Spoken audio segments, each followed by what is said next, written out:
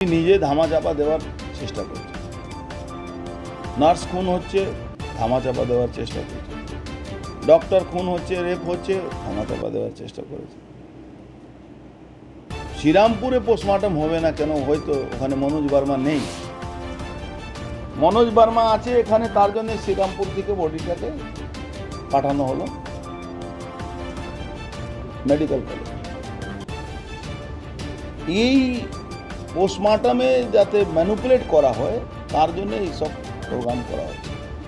কিন্তু রাজনৈতিক দলের লোকেরা তখন তার পাশে দাঁড়িয়েছে, তার বাড়ির লোকেরা তার পাশে দাঁড়িয়েছে, তখন বাধ্য হয়ে তাকে এমসে পোস্টমর্টমের জন্য অর্ডার করতে হবে। আমার বক্তব্য একটাই, মমতা ব্যানার্জি এখন নিরঙ্কুশ হয়ে গেছে।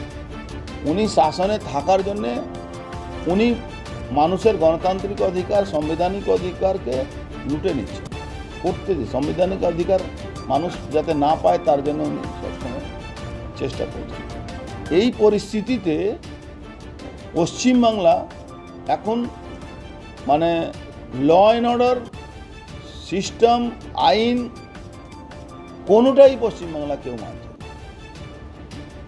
সবথেকে বাজে মানে কি বলা যাবে, চটিচাটা পুলিশকে, তাদের অবস্থা এমন হয়েছে তাদের বাড়ির লোকেরাও তাকে ভরসা করে না।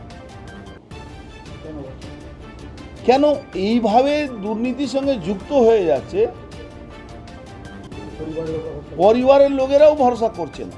আপনি দেখুন, একটা ঘটনা ঘটলো, সল্টলেকে অ্যাক্সিডেন্ট হয়েছে, পুলিশ গেলে পুলিশকে মারতে শুরু করে। কেন? সবাই দেখছে রাস্তায় দাঁড়িয়ে পুলিশ পয়সা তুলছে।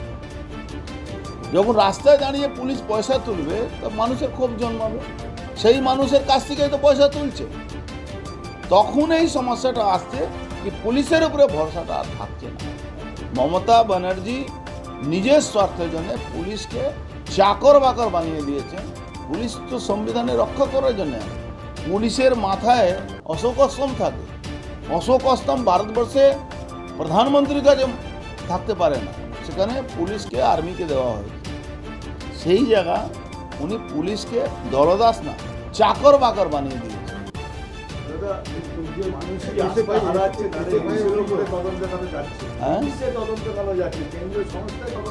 দেখেন, কেন্দ্রীয় সংস্থার উপরে ভরসা এই জন্য মানুষ করছে কি মানে ন্যায় বিচার ওখানে সঠিক কথা, সঠিক তথ্য পাওয়া যাবে।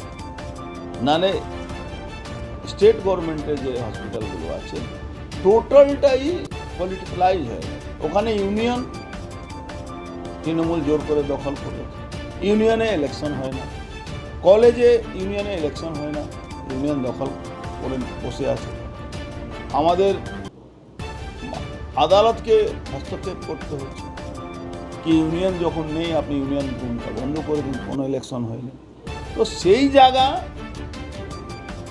পরিস্থিতি এমন মানে জায়গা যাচ্ছে কি মানুষের ভরসা সেন্ট্রাল এজেন্সির উপরেই যাচ্ছে। হওয়ার পরে এখন মনোজ বর্মা দায়িত্ব নিয়েছে, বডি ডিসপোজাল করার জন্যে ওকে কলকাতা আনা হয়েছে। কলকাতা পোস্টমর্টম ডক্টর ফিটিং করা আছে, সেই ডক্টর করবে আর তারপরে বডিটা পুড়িয়ে দেওয়া।